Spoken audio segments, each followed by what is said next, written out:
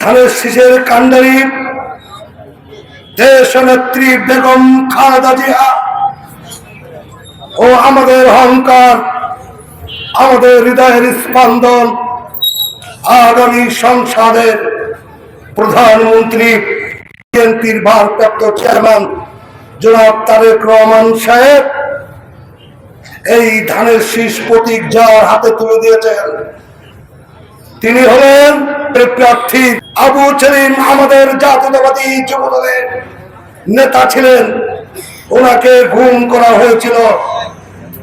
সেই ত্যাগী আব্দুর রূপের হাতে ধানের শীষ প্রতীক তুলে দিয়েছেন।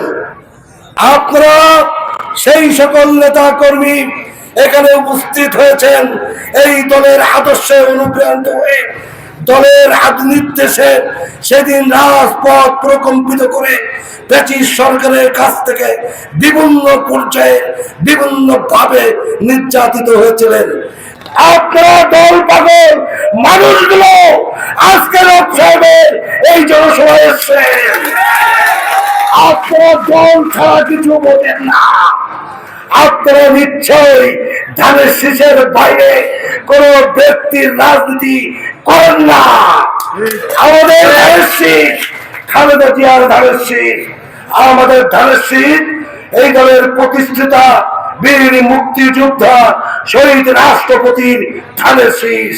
এই ধানের শীষ দেশ নায়ক তারেক রহমানের ধানের শীষ। আর আগামী ফেব্রুয়ারি মাসে আপনারা সেই ধানের শীষকে বিদায়ী করার উত্তপ্ত আহ্বান থেকে আমি আমার বক্তব্য শেষ করছি।